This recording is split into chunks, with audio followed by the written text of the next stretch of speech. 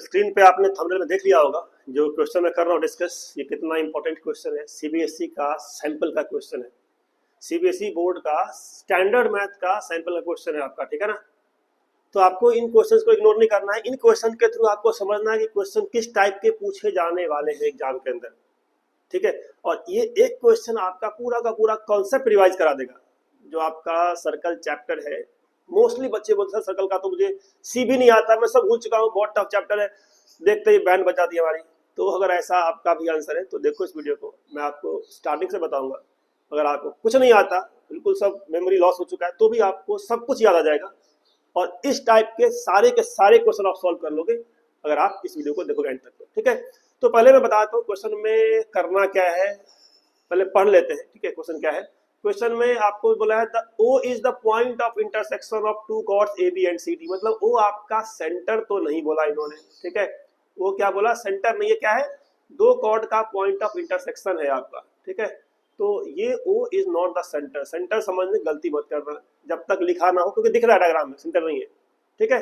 अगर सेंटर होता तो ये ओ से बी और ओ से डी सब सेम होता, तो दिखा सेंटर नहीं है, तो नॉर्मली लोगों को लगता है कि ओ सेंटर होगा। बोल दिया, क्या बोला है कि O is the point of intersection of two chords A B and C D, ठीक है। कोई बात नहीं, अच्छी बात है। कॉर्ड जानते हैं आप, दो पॉइंट को ज्वाइन कर दे कॉर्ड बोलते हैं उसको। सर्कल पे किसी भी दो पॉइंट को उठा के ज्वाइन कर दो, क्या मिलेगा, कॉर्ड मिलेगा, ठीक है। आगे बढ़ते हैं। एंगल बीओसी का दिया 80 डिग्री, एंगल बीओसी का दिया बीओसी 80 डिग्री, तो ये लिख दिया मैंने 80 डिग्री, ये भी अच्छी बात है, इसमें भी कोई दिक्कत वाली बात नहीं है। अच्छा, अब आपको कुछ कुछ बातें याद आ जानी चाहिए यार। अगर कोई दो लाइन कट करती है, चाहे वो लाइन कॉर्ड हो चाहे कुछ भी हो, अगर दो लाइन कट करती है, दो स्ट्रेट लाइन कट करती है, तो उनके आमने सामने वाले एंगल क्या होते हैं, इक्वल होते हैं। अगर ये 80 है तो ये भी क्या होगा, 80 क्यों होगा, वर्टिकली अपोजिट एंगल। तो पहला पॉइंट तो आपको याद आ जाना चाहिए कि vertically opposite angles are equal. तो अगर ये 80 दिया तो मुझे ये भी पता है 80, भले ये पूछा हो चाहे नहीं पूछा हो, वो बात की बात है, पूछा हो चाहे नहीं पूछा हो उससे मतलब नहीं है। अगर ये 80 दिया है तो आपको ये पता चलना चाहिए ये 80 है, तो इसका मतलब सामने वाला भी 80 होगा, तो इसको भी मैं 80 लिख देता हूँ, ठीक है ना। ये काम आएगा कब, वो बात की बात है, ठीक है। 80 लिखता हूँ, दिख रहा है, जहाँ छोटा हो गया, तो आप समझ लो कि ये भी आपका 80 डिग्री का ही एंगल है, ठीक है ना। आप समझ लो इस बात को, ये भी 80 डिग्री का ही एंगल है, यहाँ लिख दिया मैंने 80 डिग्री सामने।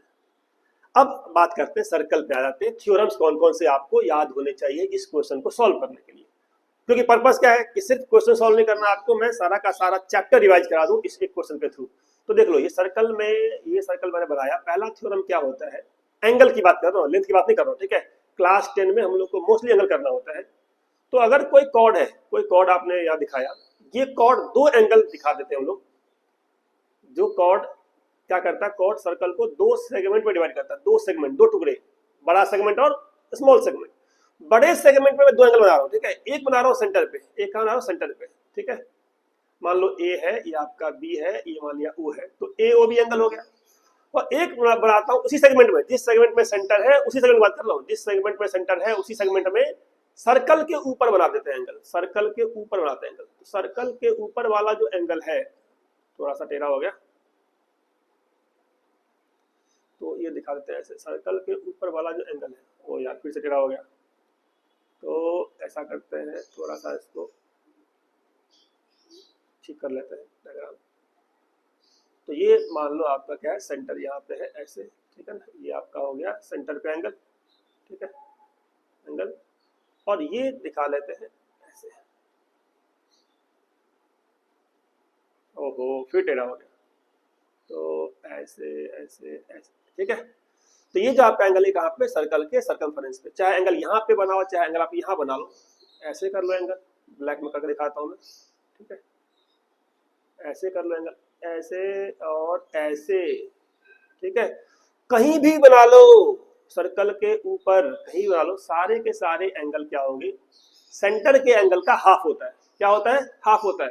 तो अगर सेंटर पे एंगल मान लो आपका क्या है 2 थीटा है, जो भी डबल मान लिया, तो यहाँ पे होगा थीटा, ये कितना होगा थीटा। मतलब सेंटर का एंगल सर्कमफरेंस के एंगल का डबल होता है, ठीक है। आप देख लो कि कौन सा कॉर्ड है, ए बी कॉर्ड है, या ए बी आर्क कह सकते हो, ऐसे आर्क अगर लिखूं मैं तो आर्क दिखा सकता हूँ। तो ए बी आर्क एक ही सेगमेंट में जो दो एंगल बना रहा है, एक सेंटर पे एक सर्कमफरेंस पे, सर्कमफरेंस का एंगल सेंटर का हाफ होता है। मतलब अगर सेंटर पे एंगल 80 है मान लो, या 60 है तो वहां कितना 30 होगा। मतलब अगर मैं कहता हूँ सेंटर पे एंगल 60 है, ये कितना 30 होगा। ठीक है, तो एक पॉइंट तो ये है कि सेंटर का एंगल क्या होता है, डबल होता है सर्कमफरेंस के एंगल का। और दूसरा पॉइंट क्या होता है, सेकंड पॉइंट, कि सर्कमफरेंस पे ये वाला कॉर्ड चाहे ये वाली आर्क, ठीक है, वो कॉर्ड लो चाहे इस कॉर्ड के तो ये आर्क है, कितने भी एंगल बनवा लो, इससे कितने भी एंगल बनवा लो, सारे के सारे एंगल, ये बनवा लो यहाँ पे, ये बनवा लो यहाँ पे, ये बनवा लो यहाँ पे, सभी के सभी क्या होंगे, इक्वल होंगे। अगर ये थीटा होगा तो ये भी थीटा होगा, ये भी थीटा। क्यों थीटा होगा सब सेम, क्योंकि सभी तो इसी का हाफ है, सभी के सभी एंगल सेंटर का ही तो हाफ है, तो सेंटर का एंगल तो फिक्स है, सेंटर का जो भी एंगल होगा उसी का हाफ होना है सारा का सारा एंगल, इसीलिए सारे के सारे सेम होते हैं। तो दो बातें हो गई, फर्स्ट पॉइंट सेकंड पॉइंट। एक पॉइंट और है जो इसी का स्पेशल केस कह सकते हैं हम लोग, क्या, थर्ड पॉइंट। तो थर्ड पॉइंट ये होता है कि अगर कोई सर्कल है, हो सकता है यहाँ पे काम नहीं आए, ठीक है, लेकिन मेरा काम है आपको सब कुछ बताना, ठीक है ना, और आपका काम है सब कुछ समझना। तो ये अगर मान लो कोई डायमीटर है, डायमीटर है, डायमीटर मतलब सेंटर से पास करने वाली कॉर्ड, लार्जेस्ट कॉर्ड, अगर वो बनाता है एंगल किसी पॉइंट पे सर्कमफरेंस में, तो वो एंगल कितना होगा। तो देखो ये जो डायमीटर है ना, या ऐसे कह लो कि डायमीटर वाला कॉर्ड कह लो, या ये वाला आर्क कह लो, सेमी सर्कल वाला आर्क। तो सेमी सर्कल वाला आर्क दो एंगल बनाता है, एक बनाता है सेंटर पे और दूसरा कहाँ पे, सर्कमफरेंस पे। तो सेंटर का एंगल कितना है, क्योंकि लाइन स्ट्रेट लाइन है, तो 180 आपका है। अगर ये 180 है तो ऑब्वियसली बात है हाफ होगा, तो 90 होगा। तो ये याद कर लेना है कि सर्कल के अंदर डायमीटर अगर कोई एंगल बनाता है सर्कमफरेंस पे, चाहे उधर बनाए इधर कहीं बनाए, किसी पॉइंट बनाए, सारे के सारे कितने एंगल होते हैं, 90 के एंगल होते हैं। ठीक है, 90 ये भी होगा आपका। ये तीन बातें आपको अच्छी तरीके से यूज करना आना चाहिए। चौथी बात एक और है जो इस टॉपिक पे नहीं है, वो टेंजेंट पे है। ठीक है, तो बोर्ड में दो क्वेश्चन है ज्योमेट्री के, एक ये वाला है, एक और क्वेश्चन है आपका।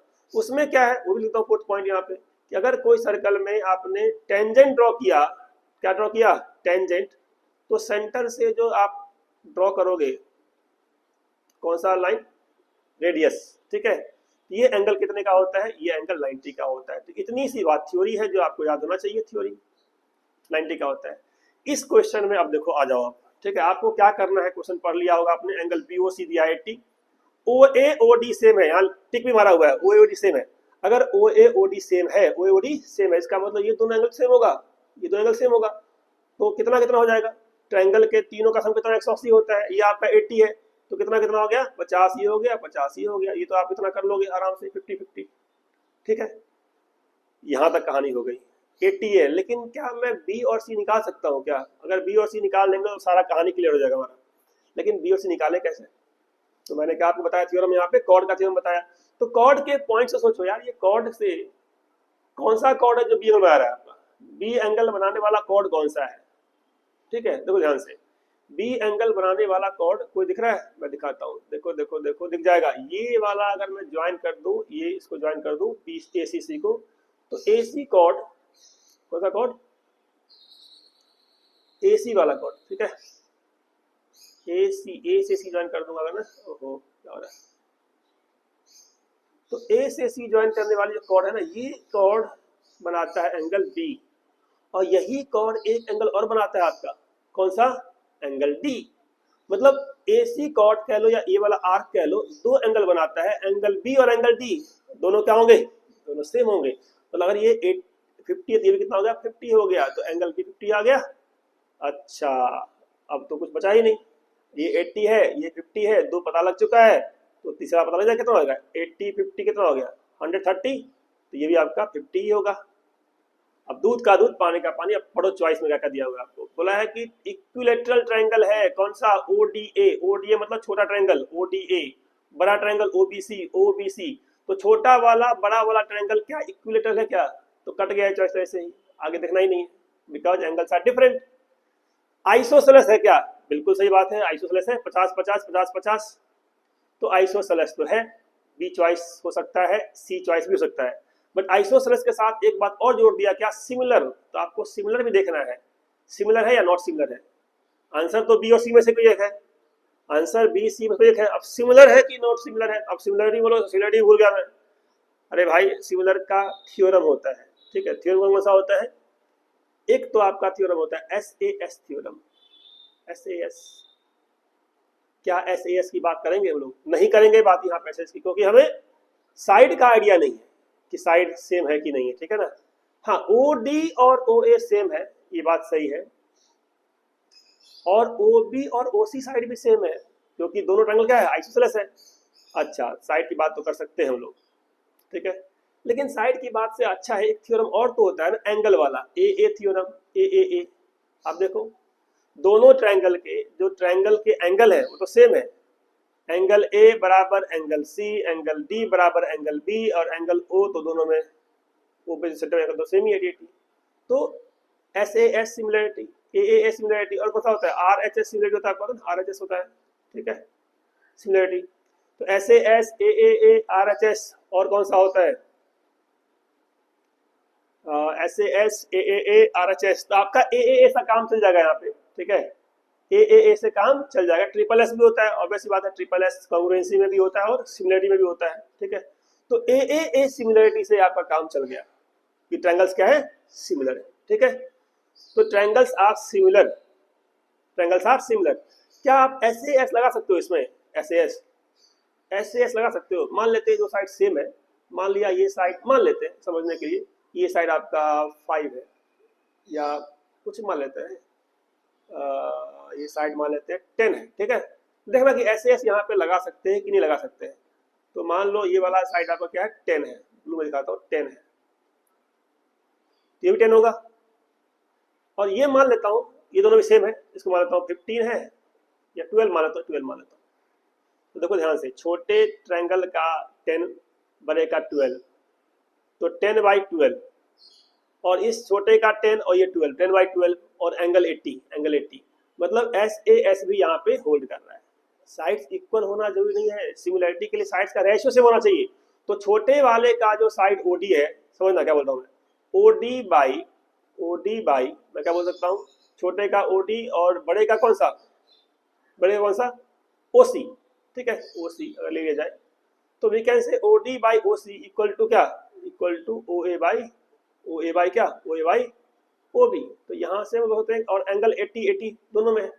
तो SAS थ्योरम से भी क्या सिमिलर है।